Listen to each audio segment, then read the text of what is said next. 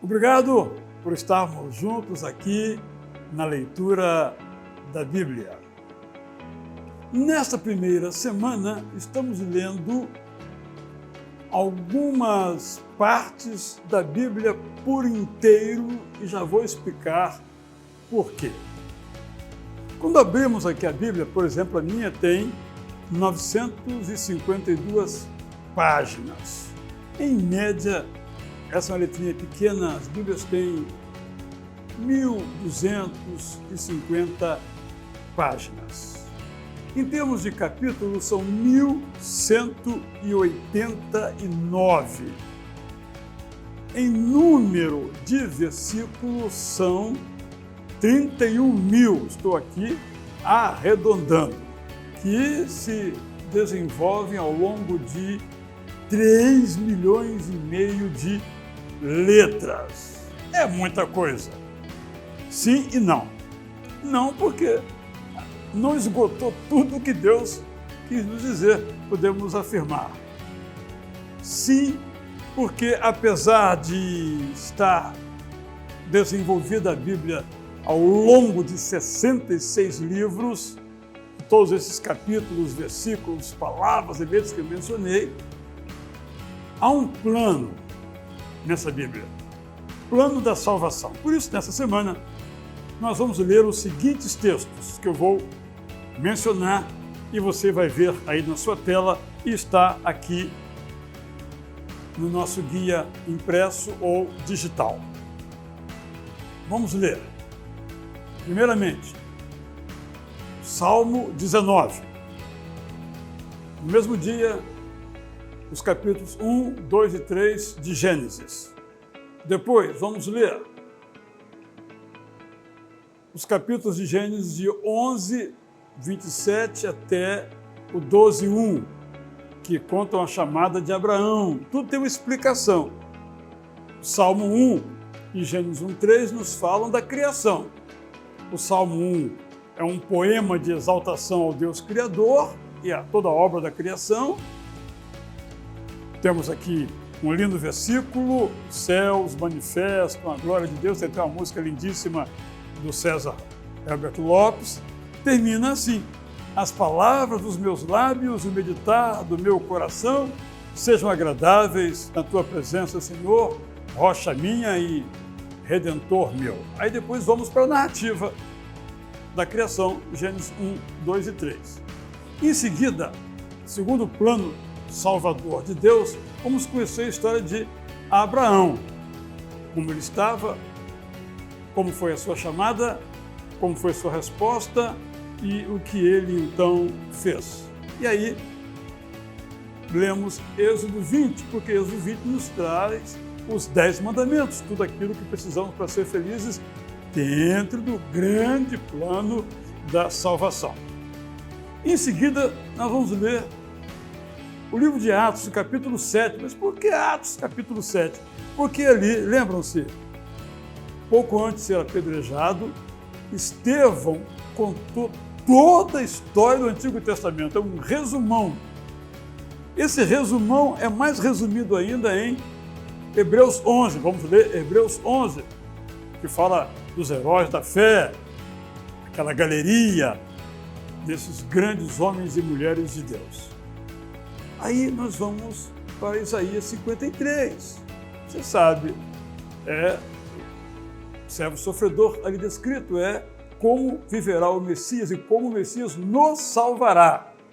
É a obra salvadora do Messias Jesus descrita aqui em Isaías 53. E para completar essa encarnação, essa vinda de Deus Emanuel ao mundo, vamos, nessa mesma semana, ler o capítulo 1 de João. No princípio, Gênesis começa no princípio e João 1 começa também no princípio. Depois vamos ler alguns textos sobre a graça. Efésios capítulo 2, que diz que a salvação é pela graça. Filipenses capítulo 2, que fala, entre outras coisas, que Deus se tornou carne, gente como a gente. E Gálatas 5, que nos fala de como devemos viver com o fruto do Espírito. Voltamos ao Antigo Testamento e lemos Eclesiastes, capítulo 11, que fala sobre generosidade, um estilo de vida segundo a graça. No Antigo Testamento, sempre temos em mente que a graça está presente tanto no Antigo quanto no Novo Testamento. E no último dia dessa semana vamos ler Apocalipse 22. O Messias vai voltar. Essa é a ideia, junto com o Salmo 23, o seu salmo preferido, o meu. Bom, o meu, eu tenho dois, esse e o 121, mas também o 16. Bem, isso é um assunto para uma outra conversa, mas o Salmo 23 junto com o Apocalipse 22, que fala da segunda vinda de Jesus e nos fala que nosso Deus eterno é o nosso pastor e nos conduz a uma vida que vale a pena. Um dia vamos viver eternamente com Ele. Aí voltamos ao Apocalipse 22. Então, nesta semana, estamos lendo, portanto, os textos que nos dão esse plano geral das Escrituras Sagradas.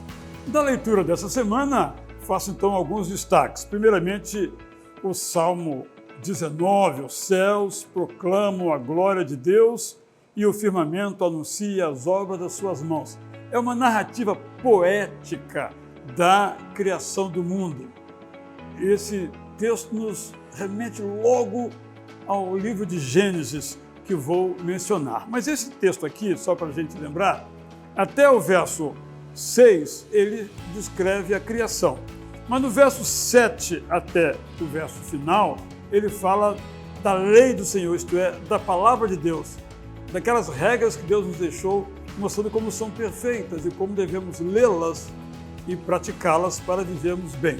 É um salmo de celebração da criação, uma celebração da própria palavra de Deus. Quanto a Gênesis, eu sei que é um texto muito amado, é um texto muito bonito, estou falando aqui dos capítulos 1 e 2. O capítulo 1 narra a criação do universo, da Terra e do ser humano, 1 e 2, e o capítulo 3 nos fala da tragédia da queda, que acabou sendo mencionado na teologia como do pecado original. Claro que a pergunta que não quer calar é: esses dias da criação são dias de 24 horas? Nós temos que compreender que a Bíblia, em nenhum lugar dela, tem a pretensão de fazer uma história do modo como hoje nós fazemos história. Hoje nós fazemos história sempre seguindo uma cronologia. A Bíblia não tem esse propósito. Se você pegar, por exemplo, o Evangelho de João, ou mesmo outros evangelhos, não necessariamente estão em ordem cronológica, embora os evangelhos e Atos sejam bem cronologizados. Aqui nós não temos uma cronologia, nós temos uma sequência. É importante salientarmos também que em todo o Antigo Testamento nós não temos datas. Por que não temos datas? Porque não havia um sistema mundial de datas. Isso veio aparecer na Idade Média. Então não tinha como, no ano tal aconteceu tal coisa. Impossível. Então não tem como datarmos isso. Voltando à questão. Devemos entender, portanto, que essa narrativa aqui é uma narrativa poética. Na mesma linha do Salmo 19 e outros salmos, mostrando que Deus é o Criador. Como Ele criou, não é o propósito da palavra de Deus. Eu fico feliz por isso, sabe por quê? Porque se o autor escrevesse como foi o mundo criado nas categorias científicas de sua época, essa narrativa estaria superada. Se ele escrevesse essa narrativa como Deus sabia que ela era, os homens daquela época não entenderiam. Por isso, eu leio Gênesis 1, você lê, você entende. Há 2000 anos leram e entenderam. E daqui a 2000 anos, se o mundo tiver tanto tempo assim, vão ler e entender. Mas se nós quisermos aplicar essa leitura aqui e tentar fazer daqui uma ciência, uma geologia, que é a história do universo, nós vamos nos perder e perder o principal da Bíblia, que é afirmar que Deus criou o universo, incluído o céu e incluído aí o ser humano. No capítulo 2, então, nós temos a formação do homem. Temos duas narrativas da formação do homem em geral, digamos assim, depois do homem em particular, especificamente então com Eva. E aí a pergunta, como é que é esse negócio de pecado original? Adão e Eva pecaram? Todos nós pecamos por causa deles? Não. Nós pecamos por uma decisão própria. Nós escolhemos pecar. Não somos obrigados a pecar. Mas, na prática, todos nós pecamos. Como se deu essa transmissão? Aí é um debate teológico de superação impossível, que cada um vai dando a sua opinião. O fato é que nós herdamos uma tendência a pecar. A nossa natureza é pecar. Se eu estivesse no Jardim do Éden, eu faria a mesma coisa que Adão. Então, mostrando aí a universalidade e a perenidade do chamado pecado original. Em nossa leitura, nós vamos agora ao livro de Gênesis, capítulo 11. De novo, por que esse salto aqui? Porque nós estamos lendo nessa primeira semana sobre o plano de Deus. E aqui nós temos o plano de Deus em ação. Gênesis 3, o homem pecou e continuou pecando. Mas Deus não desistiu do ser humano. Deus mandou o dilúvio. Bom, agora vai tudo começar bem. Aí você sabe o que aconteceu. Então Deus fez mais um esforço. E esse esforço está conectado com o Messias. Então, a partir do capítulo 11, verso 27, ele conta a história de Abraão. A história de um povo, o povo de Israel, de onde viria o Messias. Por isso esse destaque, então, aqui, e aqui é a chamada de Abraão, que estava em Ur, hoje Iraque, ele faz essa caminhada. Aliás, eu quero dizer a você o seguinte, eu já fui muitas vezes ao Egito e a Israel, inclusive a Jordânia e a Turquia, a antiga Grécia, Ásia Menor. Mas nunca fiz o caminho de Abraão, nunca fui ao Iraque, subi um pouquinho, desci, passei pela Síria, Líbano, cheguei a Israel. Gostaria muito, mas hoje, por razões políticas, ou melhor, por razões de guerra, é impossível fazer o chamado caminho de Abraão ou a rota de Abraão, mas é um sonho, quem sabe um dia nós o realizemos. Depois dessa leitura, nós vamos a Êxodo 20, porque esse plano de Deus com Abraão continuou com Moisés. E em Moisés, nós lemos, por seu intermédio, foi chamado, Deus ouviu o clamor do seu povo, enviou Moisés, e Moisés, inspirado por Deus, transmitiu, então, os chamados 10 mandamentos, que são, até hoje, a base de toda a ética mundial. Nem todas as éticas são boas, mas as boas éticas são baseadas aqui, nos 10 mandamentos. Tudo que nós precisamos para viver pessoalmente e em sociedade de um modo digno, tudo está aqui nos 10 mandamentos. Depois nós vamos fazer um resumão da história toda do Antigo Testamento, usando a habilidade de um homem extraordinário, um apaixonado pela Bíblia, um conhecedor da Bíblia toda, claro, do Antigo Testamento, chamado Estevão. E ele conta, então, a história daquilo que o Deus da glória, como ele chama aqui no versículo 2, fez pelo ser humano. Então ele vai narrando tudo, Abraão, Noé, Moisés, ele vai mostrando o tabernáculo, a teimosia do povo. Por isso que é um resumo muito bom. Resumo esse que outro autor, esse agora anônimo, escrevendo aos Hebreus, no capítulo 11, ele faz uma galeria dos grandes heróis da fé. Abel, Enoque, Noé, Abraão, e ele vai mencionando Isaac, Israel, Jacó, Moisés, Gideão, Jefté, Davi, Samuel e todos esses grandes heróis da fé. Nos dá então um panorama, esse é o nosso propósito, da história bíblica. Mas o nosso foco é o Messias. E que autor nos fala de modo tão profundo sobre o Messias, senão Isaías. Isaías 52 e 53, mas vamos ler essa semana apenas o capítulo 53. Quem creu em nossa pregação? E aí ele nos traz o verso 10, né?